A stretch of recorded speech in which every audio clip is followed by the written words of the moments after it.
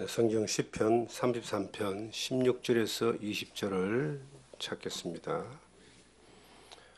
많은 군대로 구원을 얻은 왕이 없으며 용사가 힘이 세어도 스스로 구원하지 못하는도다. 구원하는 데에 군마는 헛되며 군대가 많다여도 능히 구하지 못하는도다.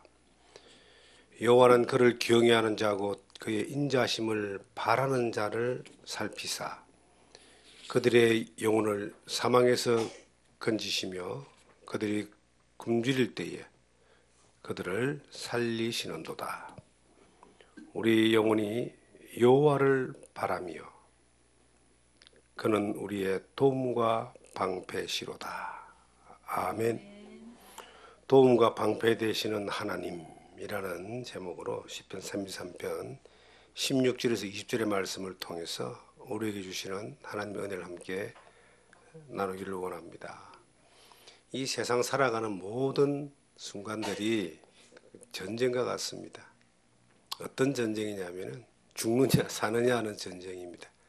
평화로운 시대에 살아가는 일상에 우리가 뭐 그런 말이 있을까 하는데, 영적 전쟁이라고 하는 것은요, 이것은 우리 눈에, 사람들 눈에 안 보일지 몰라도 이 하나님의 세력과 사탄의 이 세력이 끊임없이 싸우고 있습니다.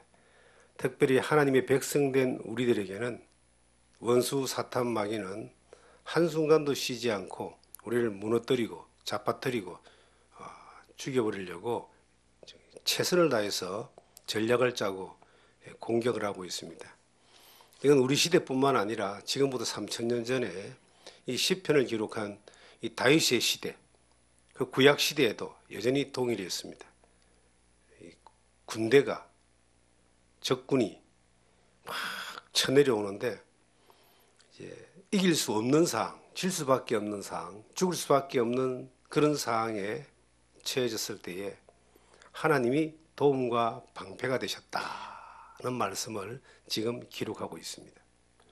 이 도움이라고 하는 것은 그냥 살짝 도와주는 것이 아니라 죽을 수밖에 없는 상황에, 절망적이고 멸망할 수밖에 없는 상황에 강력한 군대가 구원병으로 와서 전세를 뒤집어버리고 살리는 것뿐만 아니라 적군을 무찌러서 굴복시켜서 파괴시켜버리는 그러한 도움을 이야기합니다. 우리가 인생을 살아가는 가운데 참 우리 힘으로 다 잘 되고 내 방법과 내 계획과 내 노력대로 다 잘 되면은 얼마나 좋겠습니까? 근데 그게 안 되거든요.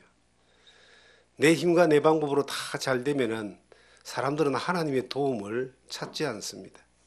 물론 돈 많고 권력이 있고 부자들도 하나님을 믿는 사람들이 많고 예수를 믿는 사람들이 많이 있지만 살아가는 삶의 모든 과정 가운데 하나님이 도와주지 않으면 우리는 죽습니다. 하나님이 도와주셔야 됩니다 라고 하는 그런 하나님의 도움을 받을 수 있는 겸손한 자리에 나올 수 있는 사람들은 자기 힘이 있고 능력이 있고 자기의 어떤 권력이 있는 사람들은 그게 잘 안 됩니다. 그들은 자기 힘으로, 자기 권력으로, 자기 재력으로, 자기 세력으로 어떤 일들을 해나가는 데에 익숙해지기 때문에 그 전쟁에서 하나님의 도움이 별로 필요가 없습니다. 그런데 살아가면서 내가 할 수 있는 것이 없는 사람, 절망하고 절박하고 절실하게 내가 누군가가 도와주지 않으면 살아낼 수 없는 그러한 사람이 되었을 때, 그런 환경에 되었을 때에 하나님을 바라보고 하나님의 도움을 구하게 됩니다. 그런데 신기하게도 신비롭게도 하나님은 그런 사람을 도와주셔요.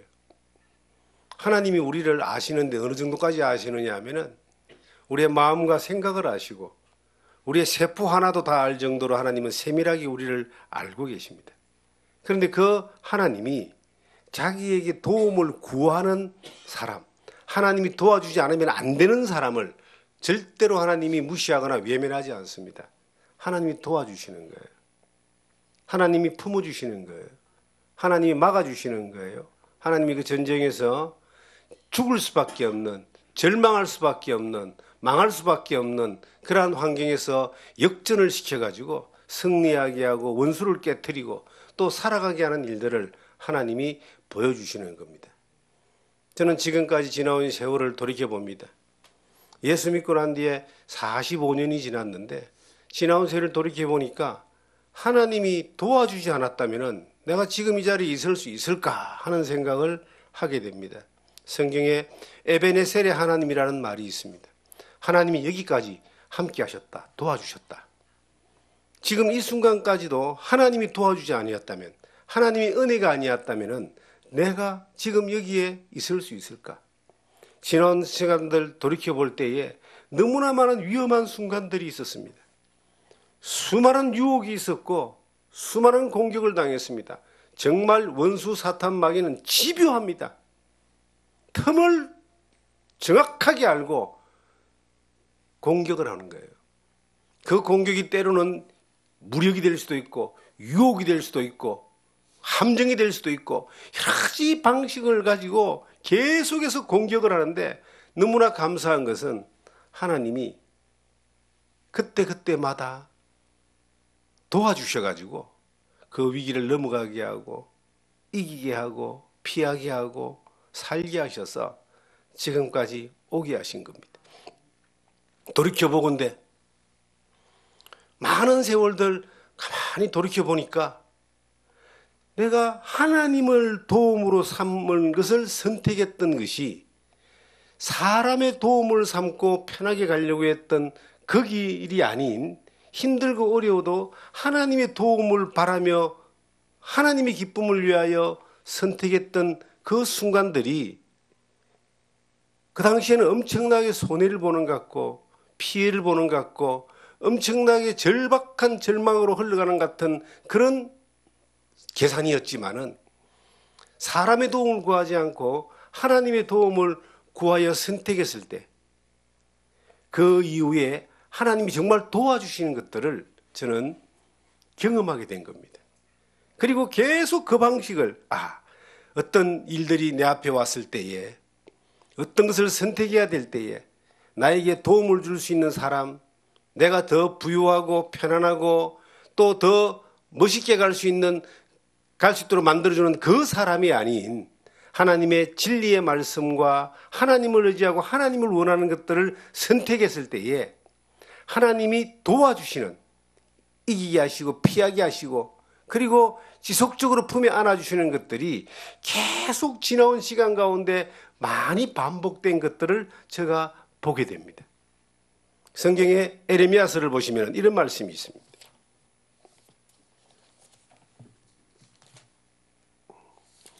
에레미야서 17장을 보시면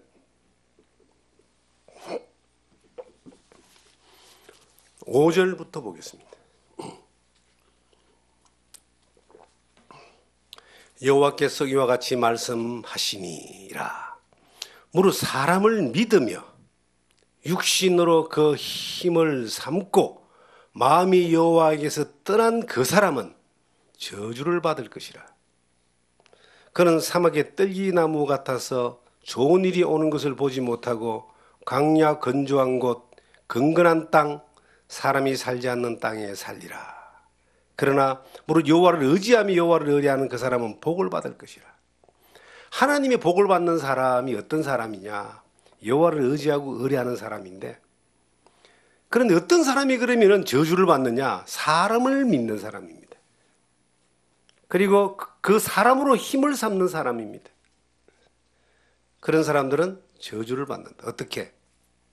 그 6절에 사막의 떨기나무 같아서 좋은 일이 오는 것을 보지 못합니다. 광야 건조한 곳, 간건한 땅, 사람이 살지 않는 땅에 외롭고 힘들고 괴롭고 아프고 그렇게 산다는 거예요. 저는 그 주의 말씀을 전하는 삶을 살아갈 때에 성경을 묵상하면서 어느 날 이 말씀과 비슷한 말씀들은 여러 군데 나옵니다. 근데 이 말씀이 어느 날 다 믿어졌어요. 복받는 삶이 복받는 삶, 하나님이 주시는 도움을 받으며 살아가는 삶이었던 것이고, 저주받는 삶이 뭔가? 성경이 말하는 것은 세상이 말하는 거하고 정반대를 지금 말하고 있는 거예요. 시편 1편을 저는 신앙의 초기에 외웠습니다. 복 있는 사람은 악인의 길을 쫓지 아니하며 죄인의 길에 서지 아니하며 오만한 자리에 앉지 아니하고 오직 여호와 율법을 주야로 묵상하는 자로다. 그는 시냇가에 심은 나무가 시절 쫓아 가시를 맺는데 쭉 뒤에 보면요, 악인은 그렇지 않으며 바람에 나는 겨와 같도다. 바람이 확 부는데 먼지 한번 팍 던져버리면 팍 가버리잖아요. 한 줌을 쥐고 있어도 바람만 불면은 다 날아가는 것이 악인의 길입니다. 그런데 복 있는 사람의 길은 시냇가에 심은 나무와 같다. 씨들을 쫓아 가시를 맺는다. 그럼 복 있는 삶이 뭐냐? 하나님의 도움을 받고 사는 삶이에요. 그러면 악인의 길은 뭐예요? 사람을 믿고 사람을 의지하고 사람을 따라가는 사람은 악인의 길이 됩니다. 처음에는 그 당시에는 이것이 어렵게 보이고 풍요롭게 보이고 멋있게 보이도 팍 날아가 버리는 거예요. 저는 처음에 이 신앙의 초기에, 이 사역의 초기에 마산에서 복음을 전하다가 그 마산의 교회가 개척되어지고 부산으로 돌아왔습니다. 부산에 잠깐 사는데 참 어렵게 살았어요. 부산에 그 함께 동역했던 그 신앙의 친구들, 그들과 함께 뭔가 이렇게 이 복음을 전하는 일들에 힘을 합치기 위해서 왔는데 그 친구들이 정말 저를 힘들게 했습니다. 말과 행동이 다르고 삶이 달랐습니다. 근데 그때 참 어려울 때 우리 아들이 태어났습니다. 태어났는데 병원비가 없는 거예요. 먹고 살 수 있는 어떤 그런 환경이 정말로 없는데 복음은 전해야 되는 상황이 되었습니다. 그런데 함께했던 친구들은, 그 함께했던 그 동역자라는 사람들은 이상한 길로 그렇게 이상한 행동들을 했습니다. 그럴 때에 저희 어머니가 저에게 하나의 요청을 하는 겁니다. 제 형이 사업을 했는데 나름 잘했습니다. 그리고 그 형제간이 3명인데 그 형이 이제 현찰을 많이 이렇게 만지는 그런 사업인데 저는 결혼했지만 그는 결혼하지 않았습니다. 저에게 같이 사업을 도와달라. 너무 어렵게 사니까 아마 짠했나 봐요. 그러면 네가 살아가는 모든 삶을 풍요롭게 해주겠다. 책임져 주겠다. 집도 아파트도 하나 지금 저 계약해놓은 거 있는데 입주하면 네가 들어가, 네가 살아라. 네 줄게. 얼마나 달콤한 유혹이었습니까? 그 정말 인생이 가장 큰 것을 받을 수 있는 그 당시의 유혹이었습니다. 그는 정말 나를 생각했어. 내 어머니나 내 형이 나를 생각하고 태어난 자기 조카와 손자를 생각하고 그리고 잘 살고 풍요롭게 해주기 위해서 그렇게 제안을 했습니다. 그 덥석 물었으면은 참 편안하게 살았을 겁니다. 적어도 경제적인 어려움이 없이 집 걱정 안 하고 그렇게 살 수 있었을 겁니다. 근데 왜 하필 그때 이 말씀이 믿어졌을까요? 왜 하필 시편 1편의 말씀이 그렇게 제 마음에 깊이 와 있었을까요? 선한 마음으로 그들은 나에게 이것을 베풀었지만 하나님 편에서 볼 때는 저거는 악인의 유혹인 거예요. 하나님 일 못하게 하는 사탄의 유혹인 거예요. 인생을 다 던져서 한 영혼을 살린다면은 그 인생이 가장 보람있고 가치 있는 인생이라고 선택을 하고 복음을 전하고 말씀을 전하는 길을 선택했는데 먹고 살기 힘들고 가난하고 자녀가 태어났기 때문에 좀 더 풍요로운 걸 살기 위해서 이것을 선택한다면은 이것은 정말로 아니다라고 하는 것이 이 말씀을 통해서 결론이 되는 겁니다. 정말 하나님이 복을 받는 게 뭐냐? 사람으로 주는 것들의 유혹에 넘어가지 않는 것이다. 제가 거절했습니다. 거절하고 한참 동안 저는 저희 형하고 한 10년 가까이 별로 이렇게 왕래하지 않았습니다. 이상하다는 거예요. 바보 같다는 거예요. 왜 그런 선택을 하냐는 겁니다. 자기한테 도움이 되고 나한테 더 큰 도움이 되는데. 그런데 그 길을 제가 안 간 것이 시간이 지나고 생각하면요, 얼마나 감사한지 모르는 거예요. 그 길에 갔으면 저는 그 수많은 젊은 시간의 열정들을 돈 버는데, 재산을 축적하는데, 그냥 먹고 사는데 집중하고 그렇게 살다가 늙어가지 않았겠습니까?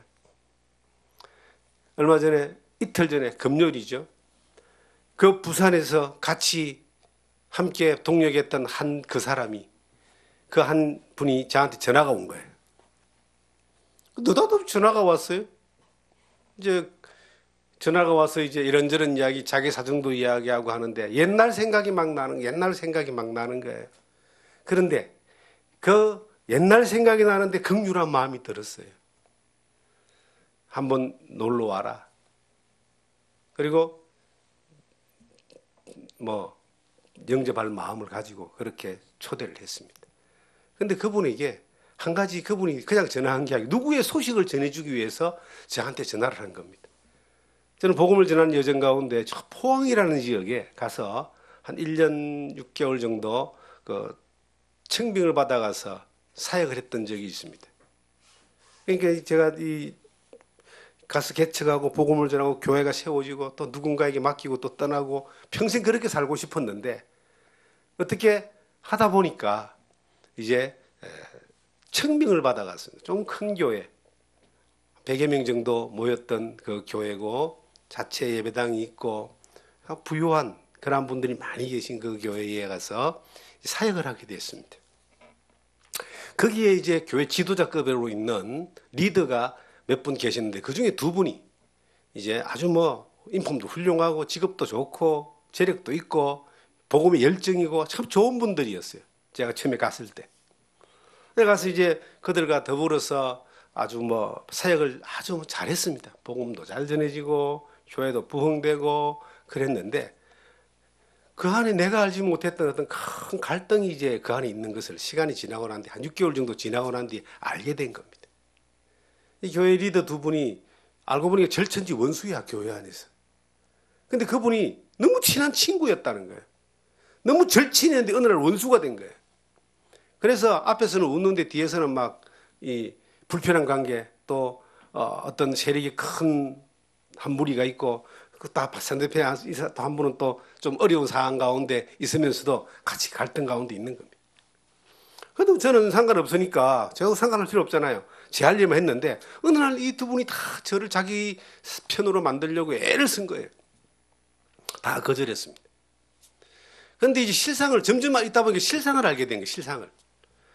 그 실상이 뭐냐니까 두 분이 어느 날 이제 한 분이 부동산을 하고 건축을 하는 분이고 한 분은 큰 기업, 대기업에 다니는 분이었습니다. 이 두 분이 이제 어느 날 저기 포항 옆에 그 좋은 땅이 나왔는데 저거 3년 안에 개발된다. 정보를 가졌겠죠. 우리 돈 합쳐가지고 둘이 합쳐서 이거 좀 큰 땅을 사자. 그러면 이익을 나누겠다. 그렇게 해가지고 이제 그 땅을 샀다는 거 아니겠어요? 땅을 샀는데 그 땅이 이제 진짜 개발 돼가지고 3년 후에 팔았어요. 어마어마한 그 어떤 이득을 남기고 땅을 팔은 거예요. 그 둘 다 이득을 나눠 가졌어요. 얼마나 해피엔딩으로 끝납니까? 그런데 어느 날 세월이 지나고 조금 지나가는 가운데 이 사람이 이 한 분이 이제 또 부동산의 재미를 봤으니까 부동산 좀 해보려고 이리저리 이제 알아보다가 자기가 사기를 당한 걸 아는 거예요. 예를 들어서 이제 땅을 팔 때의 평당 쉽게 이야기하겠습니다. 살 때 1,000원에 샀는데 평당 팔 때 이제 팔고 나니까 3,000원이 됐어요. 그러니까 네 1,000원 가지고 내 1,000원 가지고 이제 그렇게 나눴어요. 그렇게 나눴다고 생각했는데 알고 보니까 그 땅이 3,000원에 팔린 게 아니고 5,000원에 팔린 거야.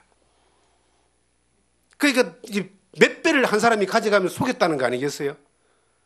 그러니까 이게 이제 세상 말로 이게 뚜껑이 열려버린 거죠. 그러니까 야, 너 왜 그렇게 나를 속였냐? 그러니까 내가 이거 길을 만들어 가지고 했기 때문에 내가 이득을 더 남겨야지. 야, 원래 그러지 않았냐? 너 왜 속였냐? 돈 내놔라. 속였냐? 그러니까 속인 건 잘못했다 그랬대요. 그런데 그러면 다시 그 이득을 내놔라. 못 주겠다. 그래가지고 이제 원수가 된 거예요. 그런 상황이 내가 알게 됐어요. 나중에 뒤에. 그러니까 이것을 해결하는 방법 하나예요. 부당하게 가져간 이득을 돌려주면 돼. 근데 덩어리가 컸나 봐요. 안 돌려줬어요. 그러니까 내 만나면 서로 뒤에서 그냥 불편하고 옆 사람 다 불편하고 그래서 그런 꼴 보기가 정말 내가 힘들어서 나는 원래 동해안 저 끝들이 강원도에 복음을 전하기 위해서 이 포항을 전초기지로 생각하고 여러분도 그렇게 동의해서 와서 지원하겠다고 왔는데 이렇게 여러분들이 이렇게 하는 것은 저는 내가 보기 힘들다. 그리고 나는 이거 하려고 온 거 아니다. 가겠다. 강원도 강릉으로 이사를 가버렸습니다. 제가 그 살아간 그 사역 중에 가장 풍요롭게 살았던 곳이 포항이었습니다.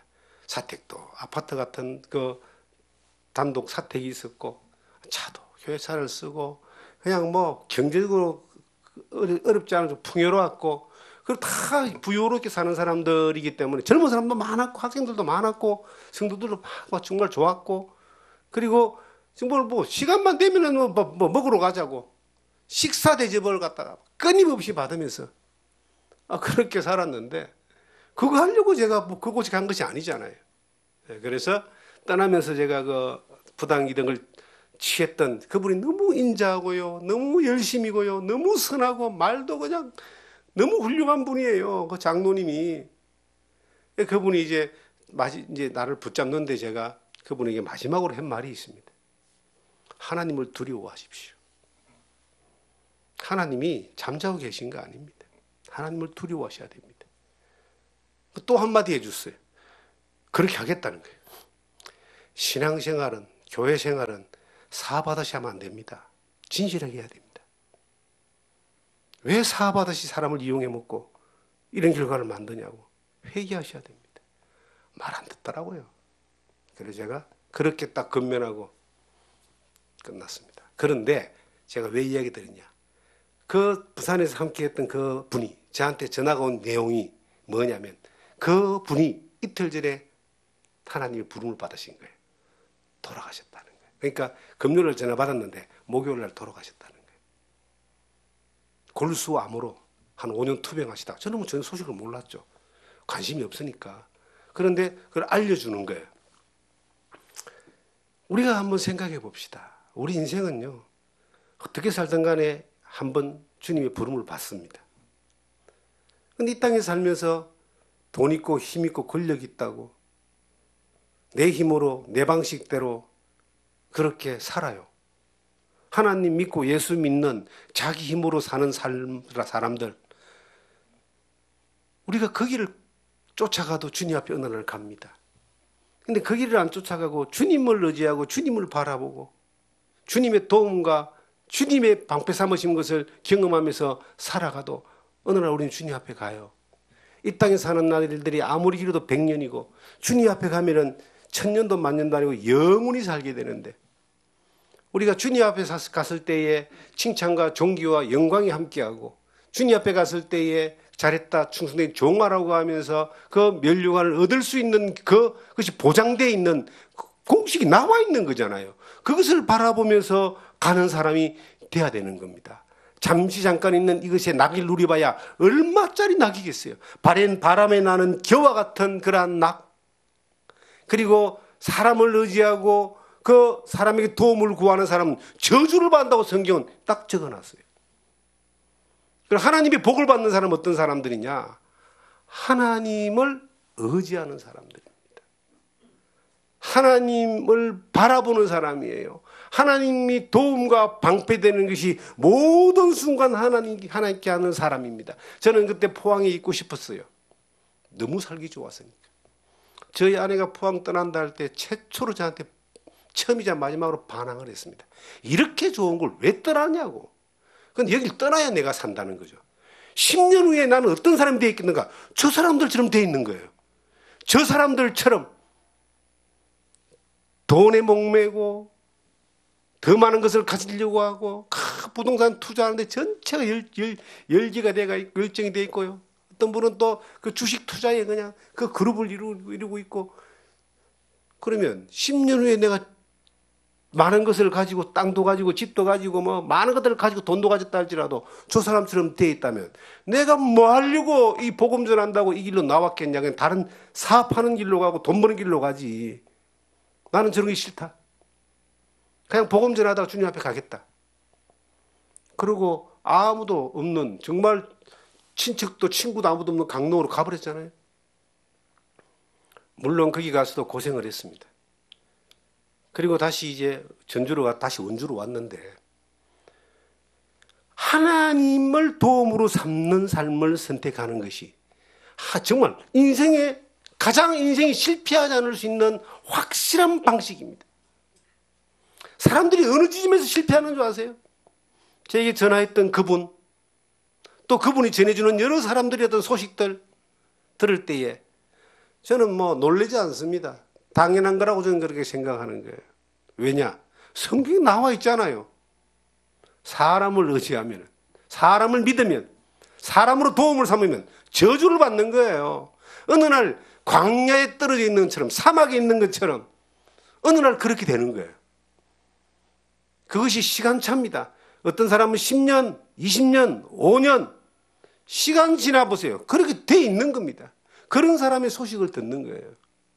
그런데 하나님을 의지하는 사람, 그 사람은요 날마다 하나님의 도움을 받기 때문에 잘못될 수가 없어요. 마귀가 끊임없이 공격을 하잖아요. 오만 힘을 다 쏟아가지고 오만 거짓과 오만 방법으로 공격을 하잖아요. 마귀가 그 일을 하는 게 자기 일이에요. 그런데 하나님이 방패가 되신다. 하나님이 다 막아주셔요. 핵폭탄 같은 것들이 와도 하나님이 다 막아주셔요. 그게 하나님 방패가 되는 거예요. 어떤 상황에서도 다 막아주시는 거예요. 하나님의 도움을 받고 사는 사람은. 그런데 실패하는 자리가 어느 자리인 줄 아세요? 하나님 도움 없이도 살 수 있다라고 하면서 사람을 의지하고 사람을 믿고 사람에게 도움받고 사람이 방패될 줄 알고 거기에 줄 서가지고 거기서 떨어지는 콩고물 얻어먹으려고 서 있는 사람들요. 하나님이 안 도와주는데 어떻게 성공할 수 있겠습니까? 하나님이 안 도와주는데 어떻게 실패하지 않을 수 있냐 말이에요. 하나님이 안 도와주는데. 인생이 실패한 자리가 어딘 줄 아십니까? 하나님의 도움받지 않는 자리에 있기 때문에 실패하는 거예요. 하나님 믿죠, 그들이. 예수도 믿죠. 천국도 가지요. 그런데 이 땅에서는 그들의 삶은 심령이 사람에게 매여 있고 저 사람 나 좀 더 안 도와주나. 사람 눈치 보고 사람에게 아부하고 사람에게 잘 보이려고 하고 사람에게 인정받으려고 하고 하나님은 그들에게 없습니다. 그들이 하나님의 도움을 받을 수가 없어요. 그러니까 어느 날 어디가 있느냐? 시냇가에 심은 나무가 아니라 사막에 가 있는 떡가지 나무같이 비쩍 말라가지고 목숨만 겨우 유지하고 있다가 사막에서 불어오는 그 모래바람만 맞고 따가운 햇볕만 맞으면서 헥헥거리면서 겨우겨우 살아가는 거예요. 저 그런 사람의 이야기 이틀 전에 이제 전화를 받고 쭉 들은 거예요. 그리고 또 그랬던 사람의 그 마지막을 제가 들은 겁니다. 제가 그분의 그분들의 어떤 그 모습들을 안타까운 마음으로 보고 그리고 정말 애도하는 마음을 가집니다. 천국에서 만나겠죠. 그런데 이 땅에 살았던 시간들 부를 가지고 돈을 쓸 데가 없어가지고요. 막 쟁겨놓고 자녀들한테 막 큰 건물을 주고 유산을 주고 아무리 많은 것들을 가졌다 할지라도 주님 앞에 섰을 때의 그들의 모습은 어떤 모습이 있냐 이 말이에요. 사랑하는 성도 여러분, 우리가 이 땅에 살면서 내가 지나온 시간들 돌이켜볼 때 실패했던 지점을 딱 보세요. 그 지점은 반드시 하나님의 도움을 받지 못했던 지점이에요. 내가 내 힘으로 힘을 삼고 아니면 어떤 사람을 믿음으로 사람으로 인하여 내가 힘을 삼고 그 사람으로 인하여 내가 힘이 될 거라고 생각하고 그것을 선택했을 때에 실패의 딱길에 들어선 거예요. 그런데 하나님은 한 번도 우리를 실망시키지 않습니다. 하나님은 한 번도 우리에게 눈길을 떼지 않습니다. 사탄도 우리에게 눈길을 떼지 않아요. 그런데 사탄의 그 공격과 엄청난 군대가 몰려와서 우리를 죽여버릴 것 같은 그러한 압력을 가해도 하나님이 도움이 되셔가지고 그 상황에서도 하나님이 역전을 시키고 하나님의 도움을 받는 사람은 그 상황에서도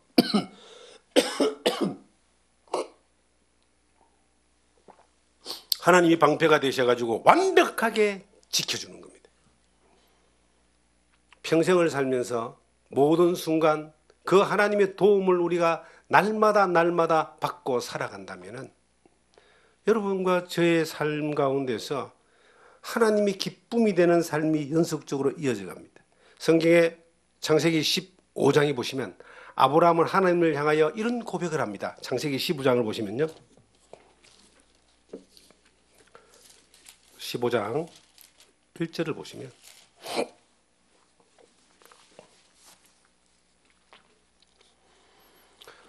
이후에 여호와의 말씀이 환상 중에 아브라함에게 임하여 이르시되 아브라함아 두려워하지 말라 나는 네 방패요 너의 지극히 큰 상급이니라. 아브라함이 이르되 주 여호와여 무엇을 내게 주시려 하시나이까 나는 자식이 없사오니 나의 상속자는 이 다메섹 사람 엘리에셀이니까. 아브라함이 또 이르되 주께서 내게 씨를 주지 아니하셨으니 내 집에서 길린 자가 내 상속자가 될 것이니이다. 여호와의 말씀이 그에게 임하여 이르시되 그 사람은 네 상속자가 아니라 네 몸에서 날 자가 네 상속자가 되리라 하시고, 하나님이 아브라함에게 생기지도 않은 자녀 자식이 네 상속자가 된다고 말씀해 주시는 겁니다. 그리고 아브라함에게 말합니다.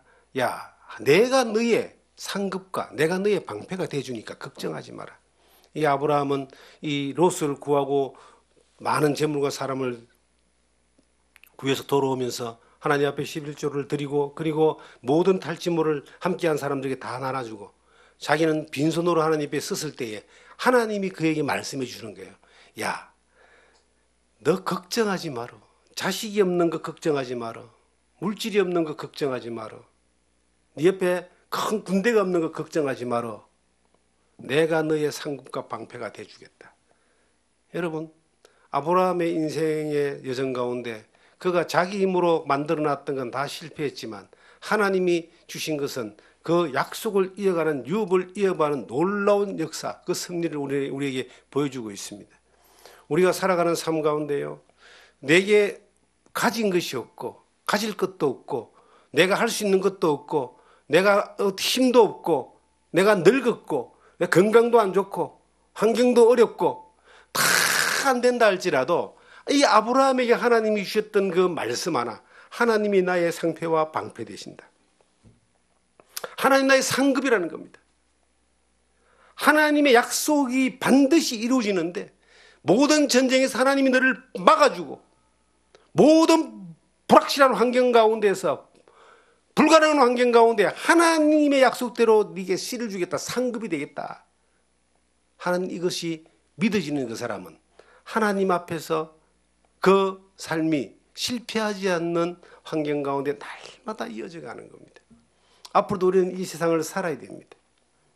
살아가는 가운데 이 수많은 이 아브라함이 경험했던 그 전쟁, 수많은 시편 기자가 경험했던 그 절망적인 거대한 전쟁을 우리는 또 계속 경험하게 될 겁니다. 그럴 때마다 사람을 의지하고 막 누가 내 도와줄 사람이 없나 하고 찾아다니는 그러한 누가 나의 힘이 될까, 어디에 써야지만이 내가 좀 이득이 될까 하는 것들을 쫓아가는 그러한 그 실패의 지름길로 가는 것이 아니라 하나님 앞에 하나님의 도움과 방패가 되는 삶을 선택하는 여러분과 제가 되기를 간절히 바랍니다. 그러려면 어떻게 해야 될까요?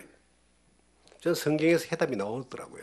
성경 다시 시편 33편을 가보시면은 34편에 가보시면은 33편 그 20절에 우리 영혼이 여호와를 바라며 그는 우리의 도움과 방패시니라. 우리 영혼이 여호와를 바라며 그러죠. 42편에 보시면 자 1절에 하나님이여 사슴이 시냇물을 찾기에 갈급한 같이 내 영혼이 주를 찾기에 갈급하나이다. 내 영혼이 하나님 곧 살아계신 하나님을 갈망하나니 내가 어느 때에 나아가서 하나님의 얼굴을 배울까. 여러분, 이 시편 33편에 여호와를 바라며 그랬죠. 바라본다 이 말이에요. 그 다음에 이것을 구체적으로 시편 42편에 갈망한다. 갈급함으로 그 하나님을 갈망한다. 어떻게 하면 얼굴을 배울까? 하나님을 다 바라본다는 뜻입니다. 갈망하면서. 바라보는 게 우리가 좀 오해하는 분들이 계시는데 쳐다보는 걸로 생각하는 거예요. 하나님을 쳐다보는 것을 갈망하고 바라본다라고 성경은 말하지 않습니다. 그럼 하나님을 바라본다는 말이 뭐예요? 하나님이 도움과 나의 방패가 되는 것들을 갈 수 있는 사람은 하나님을 바라보는 사람이에요. 쳐다본다는 사람이 아니라 나의 모든 환경 가운데 내가 하나님 앞에 있다는 뜻이에요. 어떤 일을 행할 때에 그것이 가정이든 직장이든 사회든 누구의 만남이든 내 일생의 모든 순간들이 하나님 앞에 있다. 이걸 하나님이 바라본다는 거예요. 또 구체적으로 말하면 내 인생의 목표가 하나님의 영광이다. 이것을 하나님을 바라본다는 거예요. 하나님을 바라보는 삶은 내 인생의 모든 순간순간들이 내가 원하지 않는 일들이 얼마나 많이 일어납니까? 내가 원하는 대로 다 되면 하나님 믿겠어요? 내 생각대로 다 되면 하나님 필요합니까? 필요 없지. 안 되니까. 하나님의 뜻이 무엇인지 우리가 알지 못하기 때문에 어떤 때는 우리가 이해하지 못하는 일들도 겪고 내가 아무리 열심히 해도 실패를 하잖아요. 제가 여기서 이제 뭐 꽃도 심고 나무도 심고 잘 가꾸려고 하는데 이상하게도 열심히 가꾸고 오는데 죽어요. 소출이 없어요. 왜 그런지 모르겠어요. 이해 안 가는 일들이 뭐 눈에 보이는 땅에 식물 심는 데서도 일어나는데 우리 인생사에 이해 안 가는 일들이 얼마나 많겠습니까? 그럴 때 우리는 어떤 자세를 취해야 되는가? 하나님만의 도움이고 나의 방패이십니다. 하나님, 내가 하나님만을 바라봅니다. 나는 지금 잘 알지 못하지만 하나님의 섭리와 계획이 어디 있는지 하나님 가르쳐 주실 줄 믿고 그냥 하나님 앞에 하나님 바라보며 나아가겠습니다. 그렇게 나아가는 거예요. 그러면 하나님이 알게 해주세요. 여러분 어떤 일들을 선택할 때에 이 시편에 나와 있는 말씀처럼 사람으로 도움을 받고 사람을 믿고 사람을 의지하고 사람 바라보며 나아가는 사람은 저주를 받습니다. 그들은 시간이 지나면 반드시 사막에 가 있어요. 인생이 피폐해지고 평화로움이 없고 괴로움만 더해가고 가진 것으로 인하여 안식을 누리지 못합니다. 그런데 하나님의 복을 누리는 사람들은 선택의 순간이 험난한 길을 선택한다 할지라도 하나님의 도움을 받고 하나님의 그늘 안에 방패 아래 있기 때문에 그곳이 안전한 곳이 됩니다. 그곳이 시냇가에 심은 나무와 같이 씨질을 쫓아 과실을 맺을 수 있는 복 있는 사람의 삶의 터전이 되고 삶의 방식이 되는 겁니다. 우리는 앞으로 실패해서는 안 됩니다. 시간이 너무 짧아요. 남은 시간도 그렇게 많지 않아요. 이 세상에 어떤 이 세상이 잠깐 있다가 사라지는 것들에게 마음 뺏겨서 더 이상 실패할 시간이 없는 거예요. 그럼 실패하지 않으면 어떻게 되는가? 우리 인생이 하나님 앞에 있는 겁니다. 하나님만을 바라보는 겁니다. 내 인생의 목표가 하나님의 영광입니다. 내 삶의 모든 방식이 하나님이 도와주고 하나님이 지켜주고 하나님이 인도하고 하나님이 함께하는 것이 내 삶의 방식이 되어야 됩니다. 그러면 절대로 실패하지 않습니다. 절대로 하나님 앞에 그 인도하심을 받는 데에 지름길이 되는 겁니다. 그러한 길로 가다가 정말 우리의 삶이 그냥 막연하게 하나님을 믿고 바라보고 되겠지 어떻게 하는 그런 마음이 아니라 그런 모습이 아니라 반드시 하나님이 복 주시는 반드시 인도하시는 반드시 영광 받으시는 반드시 하나님이 기뻐하시는 그러한 길로 걸어가는 여러분과 제가 되기를 주님의 이름으로 부탁드립니다.